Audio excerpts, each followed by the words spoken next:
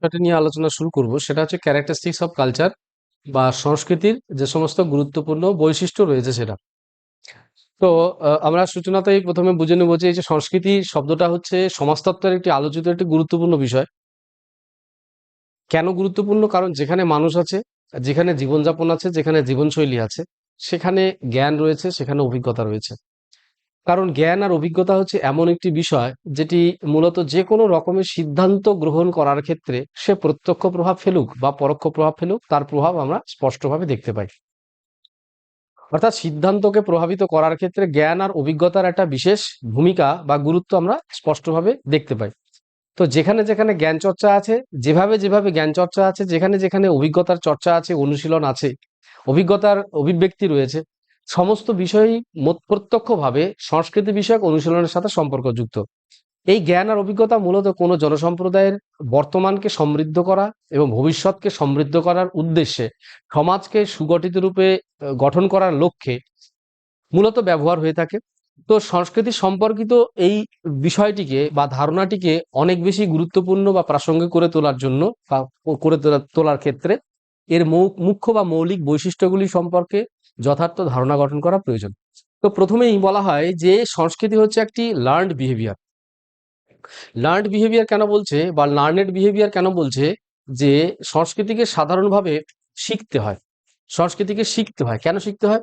সংস্কৃতি বলতে সাধারণভাবে বলা হয় যে কোনো একটা সমস্যা কোনো প্রতিকূল পরিবেশে ব্যক্তির জীবনে এলো বা জনগোষ্ঠীর জীবনে এলো, সে সমস্যাটাকে সমাধান করার জন্য ব্যক্তি প্রথমে যখন সমাধানের উপায় খুঁজতে শুরু করে, তখন ব্যক্তির মধ্যে বিভিন্ন সেই বিষয় সম্পর্কে বিভিন্ন ধরনের জ্ঞানের অভাব বা ঘাটতি বা অভিজ্ঞতার না থাকার একটা নীতিধর্মী প্রভাব সে অনুভব করতে থাকে। ব্যক্তি সেই সমস্যার সমাধান খোঁজার চেষ্টা করে, কিন্তু জ্ঞানের অভাবের জন্য সে সমাধান সূত্র সে অনেক ক্ষেত্রে খুঁজে উঠতে পারে না। এমতো অবস্থায় ব্যক্তি ভাবতে শুরু করে যে এই সমস্যাটার সমাধান কিভাবে হতে পারে। তো সেই সমাধান সূত্র সেই ব্যক্তি পাওয়ার আশায় যে জ্ঞান পূর্ব থেকে বর্তমান রয়েছে, যে অভিজ্ঞতা পূর্বে রূপে বর্তমান রয়েছে, বিভিন্নভাবে থাকতে পারে, তার রীতিনীতি, ঐতিহ্য, আদর্শ, বিশ্বাস, এই বিভিন্ন রূপে সেই জ্ঞান থাকতে পারে। সেই জ্ঞানগুলোকে তখন চর্চা করতে হয়, অনুশীলন করতে হয়, এবং সেখান থেকে সেই বিশেষ উপযোগী বা কার্যকরী এককগুলোকে ব্যক্তিকে নির্বাচন করতে হয়, শিখতে হয়, এবং শিখে নিয়ে সেইটিকে, সেই জ্ঞানটিকে তাকে সমাধান সূত্র হিসেবে সেই নির্দিষ্ট সমস্যার সমাধানের জন্য প্রয়োগ করতে হয়। এভাবেই ব্যক্তিকে মূলত শিখতে হয় কিভাবে সমস্যার সমাধান করতে হয়, কিভাবে নিজের অভিযোজনের উপযোগী শৈলীকে লাভ করতে হয়। তাই বলা হচ্ছে এক্ষেত্রে সহজ করে বলতে গেলে যে সংস্কৃতি হচ্ছে সম্পূর্ণভাবে একটি লার্নেড বিহেভিয়ার বা লার্নড বিহেভিয়ার কে নিয়ে চর্চা করার একটি গুরুত্বপূর্ণ বিষয়। এ প্রসঙ্গে মেড 1934-এ উল্লেখ করতে গিয়ে বিশেষ কতগুলো দিকের উল্লেখ করেছেন। তিনি বলেছেন, culture is not inherited biological, অর্থাৎ জন্মসূত্রে পাওয়া কোনো বিষয় সংস্কৃতি নয়। অর্থাৎ একজন মানব শিশু ভূমিষ্ঠ হওয়ার সাথে সাথেই সাংস্কৃতিক ভাবধারা, সাংস্কৃতিক এককের সাথে পরিচিত হবে বা সাংস্কৃতিক জ্ঞান বা অভিজ্ঞতাগুলির অধিকারী হবে, এমনটা নয়। শিশুকে জন্মের পরে এই পরিবেশের মধ্যে থেকে, সমস্যার মধ্যে থেকে অনুকূল অবস্থা হতে পারে, কখনো কখনো প্রতিকূল অবস্থাও হতে পারে, সেই অবস্থার মধ্য দিয়ে সেই জ্ঞান, অভিজ্ঞতা, রীতিনীতি, সংস্কৃতি, প্রকৃতপক্ষে সাংস্কৃতিক গুরুত্বপূর্ণ এককগুলির সাথে পরিচিত হতে হয়, বাট লার্ন থ্রু সোশ্যালাইজেশন। এবং এক্ষেত্রে সেই ব্যক্তিকে বা মানব শিশুকে যে প্রক্রিয়াটি বিশেষভাবে সাহায্য করে তাকে সমাজতত্ত্বের ভাষায় সামাজিকীকরণ বলে উল্লেখ করা হয়, যেখানে বলা হয় যে সেই শিশুটি ধীরে ধীরে সামাজিক হয়ে ওঠে, সামাজিক নিয়ম নীতির সাথে পরিচিত হয়, সামাজিক গুণাগুণের সাথে পরিচিত হয়, সেগুলোকে রপ্ত করে এবং সেই মতো করে সামাজিক হয়ে ওঠার চেষ্টা করে। এখানে আরো বলা হয়েছে অ্যান্ড ইন্টারাকশন উইথ আদার্স, এবং শিশু বা মানব শিশু ধীরে ধীরে অন্যান্য মানুষের সাথে ক্রিয়া প্রতিক্রিয়া করতে শেখে, নিজের মনের ভাব প্রকাশ করতে শেখে, অন্যের মনের ভাবগুলোকে বুঝতে শেখে, নিজের ভাবনাগুলোকে অন্যের সাথে ভাগ করে নিতে শেখে, অন্যের ভাবনা অনুভূতিগুলোকে গুরুত্ব দিতে শেখে, বুঝতে শেখে, এবং তার পরিপ্রেক্ষিতে প্রয়োজনীয় প্রতিক্রিয়াও করতে সে শেখে। এভাবে ধীরে ধীরে সেই মানব শিশু কি করে, প্রথমে সে সামাজিক হয়ে ওঠার প্রক্রিয়াতে প্রথমে জ্ঞান, অভিজ্ঞতা ইত্যাদি রীতিনীতি বিভিন্ন বিষয়গুলি বিভিন্ন পন্থা অবলম্বনের মাধ্যমে শিখতে শুরু করে। এভাবেই সে তার সংস্কৃতির সাথে অবগত হওয়ার সুযোগ লাভ করে বা অবগত হতে সক্ষম হয়। এ প্রসঙ্গে আরো তিনি বলতে চেয়েছেন যে ফ্রম এ ইয়ং এজ, খুব অল্প বয়স থেকেই individuals acquire cultural norms, values and practices through family, education and community.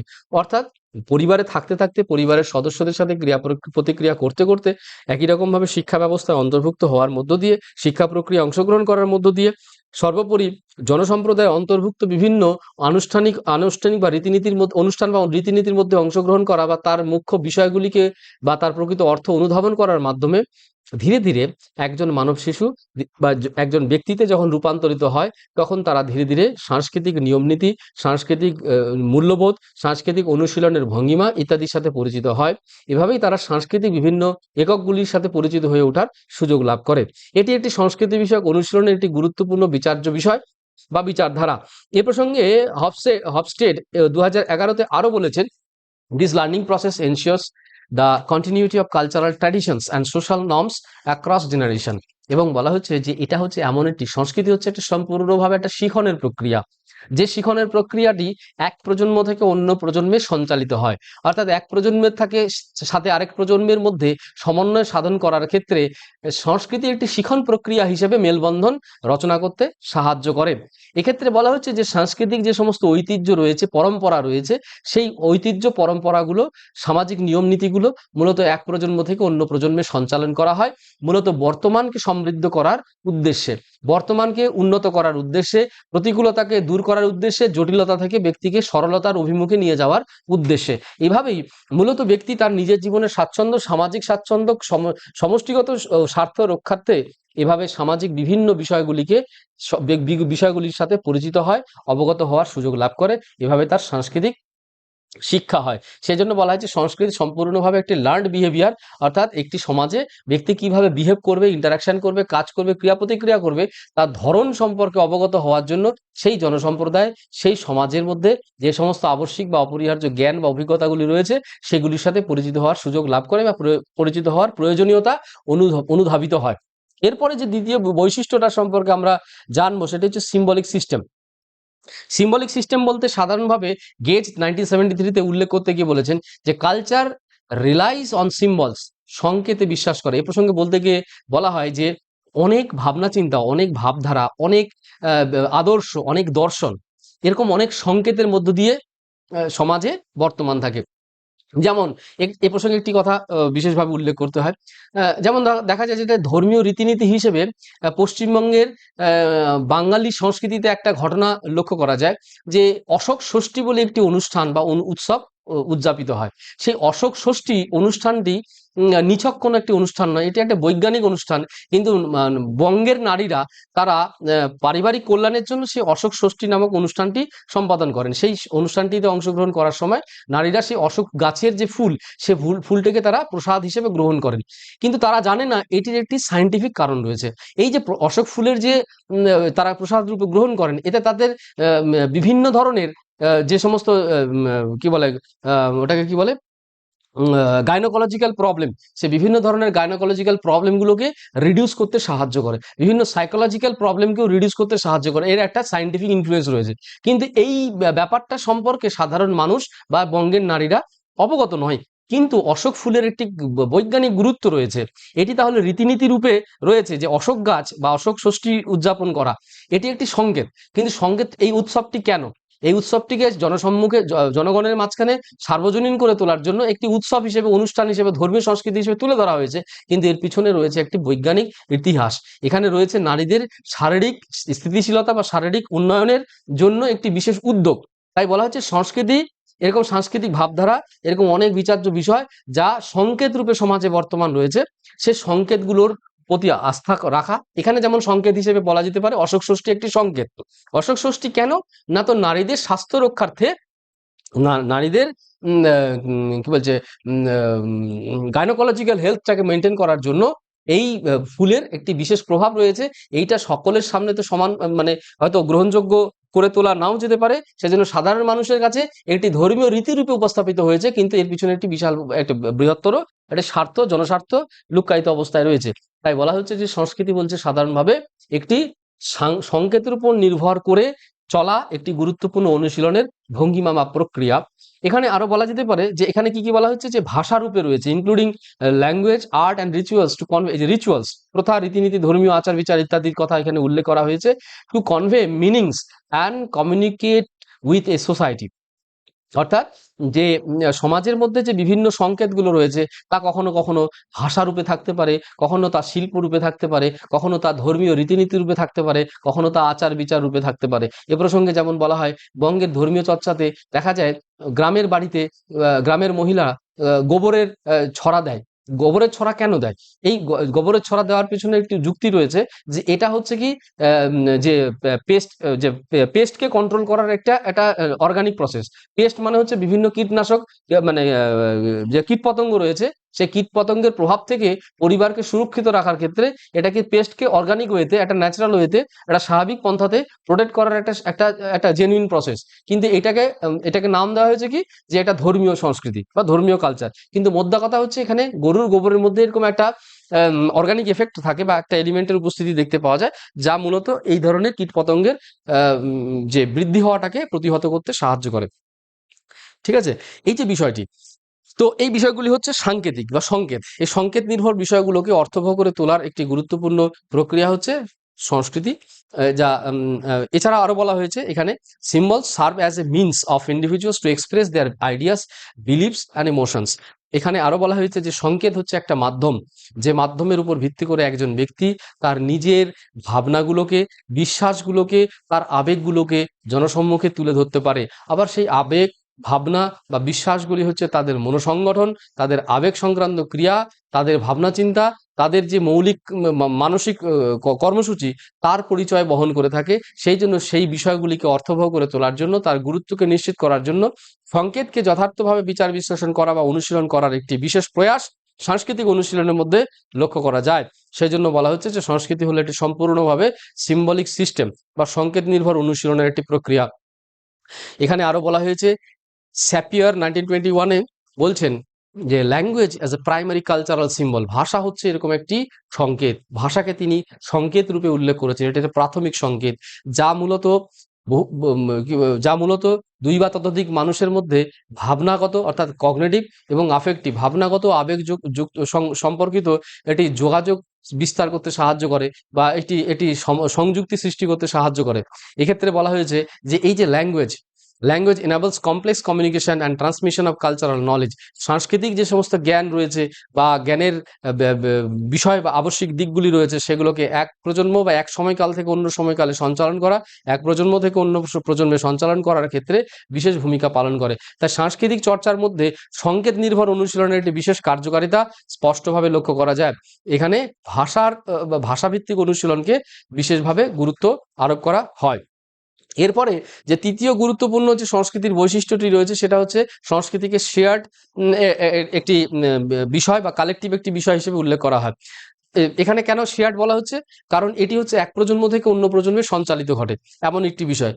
প্রতিটি প্রজন্ম তার নিজের বর্তমানকে সমৃদ্ধ করার জন্য পূর্বের প্রজন্মের জ্ঞান, অভিজ্ঞতা, রীতিনীতিকে ব্যবহার করে, তার নির্যাস নিষ্কাশনের চেষ্টা করে এবং সেই নির্যাসকে যথার্থভাবে প্রয়োগ করার মাধ্যমে একটি কার্যকরী মূল্যকে সুনিশ্চিত করার চেষ্টা করে। বর্তমানকে সমৃদ্ধ করার পাশাপাশি তাদের সিদ্ধান্ত অনুসারে, তাদের গঠনমূলক মানসিকতার নিরিখে তারা পরবর্তী প্রজন্মের ভবিষ্যৎকে সুনিশ্চিত করার লক্ষ্যে সেই জ্ঞান বা সেই ভাবনা বা সেই অনুভূতিকে সঞ্চালন ঘটায়। এভাবে কি হয়, পরম্পরাক্রমে সেই জ্ঞান বা ভাবনাগুলি এক প্রজন্ম থেকে অন্য প্রজন্মে সঞ্চালিত হয়ে থাকে। এই জ্ঞান বা ভাবনার অনুশীলন বা সেই সঞ্চালনের প্রক্রিয়াটি সম্পূর্ণভাবে সংস্কৃতি বিষয়ক সঞ্চালন হিসেবে বা সংস্কৃতি বিষয়ক অনুশীলন হিসেবে পরিচিত হয়। এ প্রসঙ্গে ডুরখেম 1992-তে 1912-তে তিনি বলেছেন, culture is shared among members of a community. একটা কমিউনিটির, একটা জনসম্প্রদায়ের যে সদস্যরা রয়েছে তাদের মধ্যে এটি সঞ্চালন ঘটানোর একটি প্রক্রিয়া হচ্ছে সংস্কৃতি। Creating a sense of collective identity, একটি সমষ্টিগত চেতনা বা একটি সমষ্টিগত পরিচিতি সৃষ্টি করার ক্ষেত্রেও এর বিশেষ ভূমিকা রয়েছে। এই সংস্কৃতির উপর ভিত্তি করে বহু মানুষ তাদের নিজের পরিচয় বা তাদের নিজস্বতার জায়গাটি খুঁজে পায়। এ প্রসঙ্গে একটি উদাহরণ দিয়ে বলা যেতে পারে, যখন কোনো বঙ্গের মানুষ দেশের অন্য কোনো প্রান্তে বা দেশের বাইরে কোনো একটি প্রান্তে উপস্থিত হয় এবং সেখানে যখন তার ভাষাগত যোগাযোগের ক্ষেত্রে বিভিন্ন রকমের সমস্যা দেখতে পাওয়া যায়, তখন হঠাৎ যদি কোনো কারণে সেই বঙ্গের অন্য প্রান্তের কোনো মানুষের সাথে তার সাক্ষাৎ হয়, তখন তারা সেই বঙ্গের মানুষের সাথে কথা বলতে গিয়ে কি আনন্দ লাভ করে। এই যে অনুভূতিটি, এই অনুভূতিটি অ্যাকচুয়ালি প্রমাণ করে একটি সমষ্টিগত চেতনা বা একটি সমষ্টিগত পরিচয়ের আধারকে নির্দিষ্ট করে। এখানে আরো বলা হয়েছে shared culture practice and believes unify individuals fostering social cohesion and group solidarity. এখানে ডুরখেমের ধারণা থেকে আরো বলা যেতে পারে শেয়ার্ড কালচারাল প্র্যাকটিস অর্থাৎ সংস্কৃতি শুধু এককভাবে কোনো জনসম্প্রদায়ে সীমাবদ্ধ থাকবে এমন কোনো বিচার্য বিষয় নয়। এটি এক প্রজন্ম, একটি জনগোষ্ঠী থেকে অন্য জনগোষ্ঠী, একটি সম্প্রদায় থেকে অন্য সম্প্রদায়, এক প্রজন্ম থেকে অন্য প্রজন্মে সঞ্চালিত হওয়ার একটি বিশেষ প্রক্রিয়া, এমন একটি বিশেষ ব্যবস্থা যা ব্যক্তিকে সমৃদ্ধ করতে সাহায্য করে, ব্যক্তির মধ্যে সমন্বয় ধর্মিতা বাড়াতে সাহায্য করে, ব্যক্তির মধ্যে সংঘবদ্ধতা তৈরি করতে সাহায্য করে, সর্বোপরি দলের একটি পরিচয় সুনিশ্চিত করতে সাহায্য করে, দলীয় ধারণা গড়ে তুলতে সাহায্য করে। এ প্রসঙ্গে আরো বলা হয়েছে this collective nature of cultural distinguished it from individual behaviour. এর অর্থ হচ্ছে emphasising the social dimension of cultural phenomena. এখানে যেটা বলা হচ্ছে যে সংস্কৃতি মূলত ব্যক্তিগত ব্যক্তিগত আচরণের ঊর্ধ্বে গিয়ে একটি সমষ্টিগত আচরণকে নির্দিষ্ট করতে সাহায্য করে। সমষ্টি সাংস্কৃতিক পরিমণ্ডলে সাংস্কৃতিক পরিবেশ পরিস্থিতিতে সামাজিক বিভিন্ন বিচারধারা বা ক্ষেত্র বিচার্য বিষয় বা ক্ষেত্রগুলিকে প্রতিষ্ঠিত করতেও সাহায্য করে। এটি একটি গুরুত্বপূর্ণ বিচার্য বিষয় যা শেয়ার্ড অ্যান্ড কালেকটিভ বলে বিবেচিত হয় বা একটি গুরুত্বপূর্ণ বৈশিষ্ট্য হিসেবে উল্লেখিত হয়ে থাকে।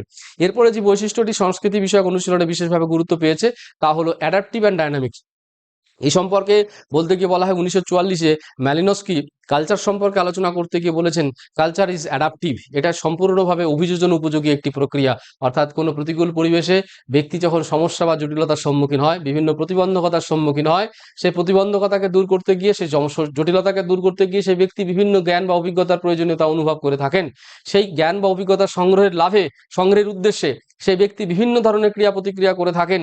সে কখনো তার অতীতের জনসম্প্রদায়ের আবিষ্কার করা বা প্রকাশিত বা প্রতিষ্ঠা করা বিভিন্ন জ্ঞান উপযোগী বা অভিজ্ঞতা উপযোগী পন্থা পদ্ধতিকে অবলম্বন করার চেষ্টা করেন, কখনো বা তার সামনে বর্তমান থাকা বিভিন্ন সহজলভ্য জ্ঞান বা অভিজ্ঞতাগুলির নির্যাস নিষ্কাশনের চেষ্টা করেন। এভাবেই সেই ব্যক্তি সেই পরিবর্তনশীল প্রতিকূল পরিবেশে নিজেকে মানে উপযুক্ত করে তুলতে সচেষ্ট হয়। Culture is adaptive evolving in response to change in the environment. পরিবেশের পরিবর্তনের সাথে সাথে, প্রযুক্তির পরিবর্তনের সাথে সাথে, সামাজিক কাঠামোর পরিবর্তনের সাথে সাথে ব্যক্তি নিজেকে উপযুক্ত করে তোলার জন্য, সেই মতো করে যোগ্য হয়ে ওঠার জন্য সাংস্কৃতিক বিভিন্ন কর্মসূচিতে অংশগ্রহণ করে থাকেন বা ব্যক্তি বা সমাজ বা জনগোষ্ঠী যে ধরনের কর্মসূচি অবলম্বন করে থাকেন সেই কর্মসূচিগুলি সম্পূর্ণভাবে সাংস্কৃতিক অনুশীলনের আলোচ্য বিষয় হিসেবে উল্লেখিত হয়। This adaptability allows cultures to survive and thrive under varying conditions. যেমন বলছে যে এই যে অভিযোজন ধর্মিতা তা মূলত কি করে সংস্কৃতিকে বিভিন্ন পরিবেশ পরিস্থিতিতে ব্যক্তির মধ্যে জনসম্প্রদায়ের মধ্যে একটা অভিযোজন শৈলী গড়ে তুলতে প্রত্যক্ষভাবে সাহায্য করে থাকে। কালচারাল চেঞ্জ অকার্স থ্রু, এরপরে আরো বলা যেতে পারে রিচ এ প্রসঙ্গে বলতে গিয়ে আরো বলেছেন যে cultural change occurs through innovation, diffusion, acculturation, reflection, the dynamic nature of human societies. এর অর্থ হলো যে বিভিন্ন উদ্ভাবনী কর্মসূচির মাধ্যমে, বিভিন্ন সাংস্কৃতিক আত্মীকরণের মাধ্যমে, সাংস্কৃতিক বিচ্যুতির মাধ্যমে, বিভিন্ন গতিধর্মিতার পরিপ্রেক্ষিতে সমাজ ব্যবস্থায় যে গতিধর্মী পরিবর্তন লক্ষ্য করা যায় তার পরিপ্রেক্ষিতে একটা সামাজিক পরিবর্তনের ধারাবাহিকতা বা প্রেক্ষিত রচিত হয়। এভাবেই সংস্কৃতি তার নিজের স্বরূপ বা অবয়বকে প্রতিষ্ঠা করতে সচেষ্ট হয়ে থাকে। এরপরে যে গুরুত্বপূর্ণ বৈশিষ্ট্যটি আমরা আলোচনা করব, সংস্কৃতিকে বলা হয়েছে ইন্টিগ্রেটেড সিস্টেম। এই ইন্টিগ্রেটেড সিস্টেম সম্পর্কে বলতে গিয়ে বলা হয় culture is a integrated system where various elements are interconnected and influence each other. বলা হচ্ছে যে সমাজ ব্যবস্থায় বিভিন্ন উপাদানের উপস্থিতি রয়েছে এবং সেই উপাদানগুলি পরস্পরের সাথে সম্পর্কযুক্ত এবং প্রত্যেকটি উপাদান পরস্পরকে প্রভাবিতও করে চলেছে। এই যে প্রভাব, এই যে পারস্পরিক নির্ভরতা, তার পরিপ্রেক্ষিতে একটি বিশেষ ব্যবস্থা গড়ে ওঠে যে ব্যবস্থাকে বলা হয়েছে ইন্টিগ্রেটেড সিস্টেম বা সমন্বয়ধর্মী তন্ত্র। তার সংস্কৃতি একটা সম্পূর্ণভাবে সমন্বয়ধর্মী তন্ত্র হিসেবে বিবেচিত হয়েছে। চেঞ্জ ইন ওয়ান অ্যাসপেক্টস, এই সমন্বয়ধর্মী হওয়ার জন্য change in one aspects of culture such as technology can lead to change in other areas like social organisation values. Harris 2001 বলতে গিয়ে বলেছেন যে যদি সংস্কৃতি যেহেতু একটি ইন্টিগ্রেটেড সিস্টেম হিসেবে উল্লেখিত হয়েছে, সমন্বয় যুক্ত বা সমন্বিত একটি তন্ত্র হিসেবে বিবেচিত হয়েছে, তাই বলা হচ্ছে সংস্কৃতির কোনো একটি অংশ যদি প্রভাবিত হয় সমষ্টিগতভাবে অন্যান্য অংশগুলিও প্রভাবিত হয়ে থাকে। অর্থাৎ যেমন বলা হচ্ছে প্রযুক্তির পরিবর্তনের সাথে সাথে সমাজের যদি সংস্কৃতির কোনো একটি ক্ষেত্রে পরিবর্তন হয়, দেখা যাবে সামগ্রিকভাবে সামাজিক সংগঠন বা মূল্যবোধের মধ্যেও পরিবর্তনের কাজটি সম্পন্ন হয়েছে। এ প্রসঙ্গে আরো বলা হয়েছে, this interconnected ensures the coherence and stability of cultural systems allowing them to function effectively as a whole. Parsons 1951-এ এই কথাটি এই প্রসঙ্গে বলতে গিয়ে বলছেন যে এই যে পারস্পরিক সমন্বয় ধর্মিতা, এই পারস্পরিক সমন্বয় ধর্মিতা প্রত্যক্ষভাবে সংস্কৃতির মধ্যে বর্তমান থাকা বিভিন্ন এককগুলির মধ্যে সংঘবদ্ধতার জায়গা তৈরি করে, পরস্পরের মধ্যে একটি স্থিতিশীলতার বাতাবরণ গড়ে তুলতে সাহায্য করে। অর্থাৎ যদি পরস্পরের মধ্যে সমন্বয় ধর্মিতা না থাকতো, তাহলে সংস্কৃতির মধ্যে বর্তমান থাকা গুরুত্বপূর্ণ এককগুলির মধ্যে সমন্বয় ধর্মিতা বা সংঘবদ্ধতার জায়গাটি প্রতিষ্ঠা করা সম্ভব হতো না, এবং তার ফলে কার্যকরী উপায়ে সংস্কৃতি তার নিজের ধারাবাহিক প্রভাব মানব সমাজে সৃষ্টি করতে সক্ষম হতো না। এই জন্য বলা হয় যে সংস্কৃতি হচ্ছে একটা সম্পূর্ণভাবে ইন্টিগ্রেটেড সিস্টেম বা সমন্বয়ধর্মী তন্ত্র, যেখানে বিভিন্ন উপাদানের উপস্থিতি রয়েছে, যে উপাদানগুলি পরস্পরের সাথে সম্পর্কযুক্ত। এ প্রসঙ্গে আরো বলা হয়েছে সংস্কৃতিটি সম্পূর্ণভাবে নর্মেটিভ প্রসেস, যেখানে নর্ম বা আদর্শ বা রীতিনীতির বিষয়গুলি মুখ্য ভূমিকা পালন করে থাকে। এই প্রসঙ্গে বলতে গিয়ে সামনার 1906 অর্থাৎ 1906 সালে তিনি বলতে গিয়ে বলেছেন যে culture provides norms and rules that guide behaviour within a society. একটা সমাজে মানুষ কিভাবে ক্রিয়া প্রতিক্রিয়া করবে, একটি সমাজে মানুষ কিভাবে তার নিজের ক্রিয়া প্রক্রিয়া ধরন নির্ধারণ করবে, তার জন্য কি ধরনের নিয়ম নীতি অনুসরণ করা, রীতিনীতি অনুসরণ করা প্রয়োজন, সেই সম্পর্কিত সদর্থক ধারণা গঠন করতে, সেই সমাজস্থ ব্যক্তিকে সঠিক আচরণের ধরন বা ভঙ্গিমা নির্ধারণ করতে সংস্কৃতি বিশেষভাবে প্রভাব বিস্তার করে থাকে। This norms define acceptable and unacceptable actions helping to maintain order and প্রেডিক্টিবিলিটি। এখানে বলা হয়েছে এই যে নিয়ম নীতিগুলি, এই নিয়ম নীতিগুলো ব্যক্তিকে ঠিক করে দেয় যে কি ধরনের কাজ করা উচিত, কোন বিষয়টিকে গ্রহণ করা উচিত, কোন বিষয়টিকে বর্জন করা উচিত, সেই সম্পর্কিত সঠিক সিদ্ধান্ত গ্রহণ করতে প্রত্যক্ষভাবে সাহায্য করে। পাশাপাশি এই এই নিয়ম নীতিগুলি সাহায্য করে helping two maintain order and প্রেডিক্টিবিলিটি। এখানে বলা হয় এখানে সেই নিয়ম নীতিগুলি সাহায্য করে কিভাবে একটা সমাজ ব্যবস্থায় স্থিতিশীলতা গড়ে তোলা যায়, কিভাবে সেখানে একটা একটা স্থিতিশীল বাতাবরণ গড়ে তোলা যায়, সেই সম্পর্কিত বিভিন্ন সিদ্ধান্ত গ্রহণ করতে মূলত এই নর্মসগুলো সাহায্য করে থাকে। সামনার আরো বলেছেন যে norms are enforced through social sanctions ensuring compliance and reinforcing the cultural values of the community। তাহলে এখানে বলা হচ্ছে, তিনি আরো বলতে গিয়ে বলছেন যে এই যে নর্মস বা নিয়ম নীতিগুলি, এই নিয়ম নীতিগুলি মূলত সম্পূর্ণভাবে সামাজিক স্বীকৃতির উপর নির্ভর করে, সামাজিক অনুমোদনের উপর নির্ভর করে। অর্থাৎ সমাজ সমষ্টিগতভাবে যে নর্মসগুলো বা নিয়ম নীতিগুলো কি স্বীকৃতি প্রদান করে, সেগুলি মূলত সেই জনসম্প্রদায়ের অন্তর্ভুক্ত সাংস্কৃতিক মূল্যকে জনসম্প্রদায়ের কাছে গ্রহণযোগ্য করে তুলতে সাহায্য করে বা উৎসাহিত করে। অর্থাৎ যে কোনো সামাজিক নিয়ম নীতি সামাজিক অনুমোদনের উপর নির্ভর করে বা সমষ্টিগত অনুমোদনের উপর নির্ভর করে। সেই অনুমোদনের উপর ভিত্তি করে প্রত্যক্ষভাবে সেই সমাজে বর্তমান থাকা সাংস্কৃতিক যে সমস্ত মূল্য বা মূল্যের একক রয়েছে, সেই মূল্য বা মূল্যের এককগুলি কার্যকারিতা লাভ করতে সক্ষম হয়। এরপরে যে বৈশিষ্ট্যটি সাংস্কৃতিক বৈশিষ্ট্য হিসেবে উল্লেখ করা হয়েছে ডাইভার্স অ্যান্ড ভেরিফাইড। অর্থাৎ বলা যেতে পারে যে সংস্কৃতি একই রকমের বিষয় নয়, অর্থাৎ বৈচিত্র্যপূর্ণ সমাজের উপস্থিতি লক্ষ্য করা যায়।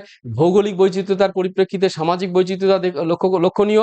সামাজিক বৈচিত্র্যতার মূলত ব্যক্তি নির্ভর বৈচিত্র্যতার পরিপ্রেক্ষিতে সৃষ্টি হয়। এই বৈচিত্র্যতার পরিপ্রেক্ষিতে দেখা যায় যে সাংস্কৃতিক কর্মসূচির মধ্যে একটা বিভিন্নতা রয়েছে। সেই বিভিন্নতার উপর ভিত্তি করে সাংস্কৃতিক বৈচিত্র্যতার বিষয়টিও স্পষ্টভাবে পরিমাপ করা যায়। ইউনেস্কো 2001 এই প্রসঙ্গে উল্লেখ করতে গিয়ে বলেছেন যে cultural diversity reflects a wide range of cultural expressions and practice found across different societies. বিশ্বের বিভিন্ন সমাজে বিভিন্নভাবে সাংস্কৃতিক প্রকাশভঙ্গিমা, সাংস্কৃতিক বিভিন্ন অনুশীলনের ধরন প্রভৃতি বিষয়গুলির বৈচিত্র্যতা স্পষ্টভাবে লক্ষ্য করা যায়, যা সাংস্কৃতিক বিভিন্নতা বা সাংস্কৃতিক বৈচিত্র্যতা বলে বিবেচিত হয়েছে। This diversity is a result of historical, geographical and social factor shaping each cultural uniquely. এবং বলা হয়েছে যে এই যে বিভিন্নতা, এই বিভিন্নতা সৃষ্টির পিছনে যে মুখ্য কারণগুলি, সে কারণগুলি হলো ঐতিহাসিক কিছু কারণ রয়েছে, কিছু ভৌগোলিক কারণ রয়েছে, কিছু সামাজিক উপাদানের ভূমিকা রয়েছে, যেগুলি প্রত্যক্ষভাবে এই সাংস্কৃতিক অদ্বিতীয় একটি কাঠামো রচনা করতে বিশেষ রূপে সহায়তা প্রদান করে থাকে। অর্থাৎ সাংস্কৃতিক বিভিন্নতা সৃষ্টির যে মুখ্য কারণ, সে কারণ হিসেবে ইউনেস্কোর মতানুসারে ঐতিহাসিক বিভিন্ন বিষয়গুলির উপস্থিতি বা প্রভাব লক্ষণীয়, ভৌগোলিক বিভিন্ন উপাদানের প্রভাব রয়েছে, সামাজিক বিভিন্ন উপাদানের প্রভাব রয়েছে, যেগুলি মূলত সংস্কৃতিকে এক নতুন বা অভিনব অবয়ব রূপে সর্বসম্মুখে গড়ে তুলতে বা প্রকাশ করতে সাহায্য করে। ইউনেস্কো আরো বলেছেন appreciating cultural diversity promotes mutual respect and understanding among different cultural groups enhancing social harmony. সামাজিক পরিমণ্ডলে সামাজিক সমন্বয় ধর্মিতা, সামাজিক পারস্পরিক যূথবদ্ধতা, সাংস্কৃতিক বিভিন্ন দলের মধ্যে পারস্পরিক বোঝাপড়া, পারস্পরিক পরস্পরের প্রতি শ্রদ্ধার ভাবমূর্তি গড়ে তোলা প্রভৃতি বিষয়গুলিকে প্রতিষ্ঠিত করা বা গড়ে তোলার ক্ষেত্রে কালচারাল ডাইভার্সিটির বিষয়টির ভূমিকা রয়েছে। অর্থাৎ যদি কোনো একটি সমাজে বৈচিত্র্যপূর্ণ সংস্কৃতির উপস্থিতি থাকে এবং বৈচিত্র্যপূর্ণ সংস্কৃতি থাকার মানে হচ্ছে সেই সমাজে বৈচিত্র্যপূর্ণ জনসম্প্রদায়ের উপস্থিতি রয়েছে এবং প্রত্যেকটি জনসম্প্রদায় পরস্পরকে বা প্রত্যেকের প্রতি শ্রদ্ধা প্রদর্শন করে, পারস্পরিক বোঝাপড়ার ভাবনাটা তুলে ধরার চেষ্টা করে। তার পরিপ্রেক্ষিতে তাদের মধ্যে একটি সহাবস্থানের বাতাবরণ তৈরি হয়। সামাজিক ক্ষেত্রে একটি সামাজিক সমন্বয়ধর্মিতা বা সামাজিক একটি সংহতির যে বাতাবরণ রচিত হয়, যা সংস্কৃতির একটি গুরুত্বপূর্ণ বিচার্য বিষয়। সর্বশেষে বলা যায় সংস্কৃতি একটি সম্পূর্ণভাবে কিউমুলেটিভ প্রক্রিয়া, অর্থাৎ হঠাৎ করে তৈরি হওয়া এমন একটি বিষয় নয়। এটি হচ্ছে একটা ক্রমবর্ধমান অনুশীলনের প্রক্রিয়া। এটি ক্রমান্বয়ে উন্নয়ন অভিমুখে চালিত হয়। একটা জ্ঞান বা অভিজ্ঞতার যে প্রগতি অভিমুখে যাত্রা, সেই পরাধীনতা থেকে, বদ্ধতার জায়গা থেকে স্বাধীনতার অভিমুখে, সভ্যতার অভিমুখে মানুষ যবে থেকে জয়যাত্রা শুরু করেছিল সেদিন থেকেই মূলত সংস্কৃতির অনুশীলনের বিষয়টি প্রত্যক্ষ করা যায়। টেলর 1871 বলেছেন, culture is cumulative process, cumulative building আপন প্রিভিয়াস জেনারেশন। পূর্বের প্রজন্মেতে যে জ্ঞান তৈরি হয়েছিল, নলেজ, স্কিলস, প্র্যাকটিস যা তৈরি হয়েছিল, তা পরবর্তী প্রজন্মে ধীরে ধীরে উন্নয়ন অভিমুখে চালিত হয়। প্রত্যেকটি প্রজন্ম তার বর্তমানকে সমৃদ্ধ করার লক্ষ্যে পূর্বের প্রজন্মের আবিষ্কার করা জ্ঞান, অভিজ্ঞতা, দক্ষতা বা অনুশীলন, সেই বিষয়ক অনুশীলন, ধর্মিতার কৌশল বা শৈলীগুলিকে রপ্ত করে থাকে এবং সেইভাবে ক্রমান্বয়ে এগিয়ে চলে পূর্ণতা অভিমুখে। This accumulation of cultural elements contributes to the complexity and richness of contemporary culture. এবং বলা হয়েছে এই যে সমন্বয় ধর্মিতা, এই যে সংযুক্তির জায়গাটি, যা মূলত সাংস্কৃতিক উপাদানগুলিকে পরস্পরের মধ্যে সমন্বয় সাধন করতে সাহায্য করে, সেগুলি ধীরে ধীরে কমপ্লেক্সিটি অ্যান্ড রিচনেস, অর্থাৎ সরল অবস্থা থেকে পূর্ণ জটিল অবস্থার অভিমুখে চালনা করতে সাহায্য করে, সমৃদ্ধির অভিমুখে পরিচালন করতে সাহায্য করে। এর ফলে সাংস্কৃতিক উন্নয়ন বা সমষ্টিগত স্বার্থ চরিতার্থের উদ্দেশ্যে সংস্কৃতির একটি পূর্ণ প্রভাব ব্যক্তি সমাজে বা জনগোষ্ঠীতে স্পষ্টভাবে লক্ষণীয়। বোস 1980-তে আরও এই প্রসঙ্গে বলেছেন, the cumulative nature of culture allows societies to progress and innovate by leveraging historical and cultural knowledge। বলা হচ্ছে যে কোনো সমাজকে প্রগতি অভিমুখে চালনা করার ক্ষেত্রে এই যে কিউমুলেটিভ নেচারটা, সংস্কৃতির এই ক্রমবর্ধমান বা ক্রম উন্নয়ন বা ক্রমোচ্চ পরিবর্তন সুনিশ্চিতকরণের যে প্রভাবটি, বৈশিষ্ট্যটি বিশেষভাবে দেখতে পাওয়া যায়, তা মূলত সমাজ যে কোনো সমাজকে প্রগতি অভিমুখে চালনা করতে বিশেষভাবে সাহায্য করে। যেখানে মূলত ঐতিহাসিক জ্ঞান এবং সাংস্কৃতিক জ্ঞানের বিশেষ প্রভাব বা প্রভাবের বিভিন্ন ক্ষেত্রগুলি স্পষ্টভাবে লক্ষ্য করা যায়। এই বিষয়টিকে লক্ষ্য করা যায়। এই বিষয়গুলি মূলত প্রত্যক্ষভাবে সংস্কৃতি বিষয়ক অনুশীলনকে একটি বিশেষ মানদণ্ডে প্রতিষ্ঠিত করতে সাহায্য করেছে।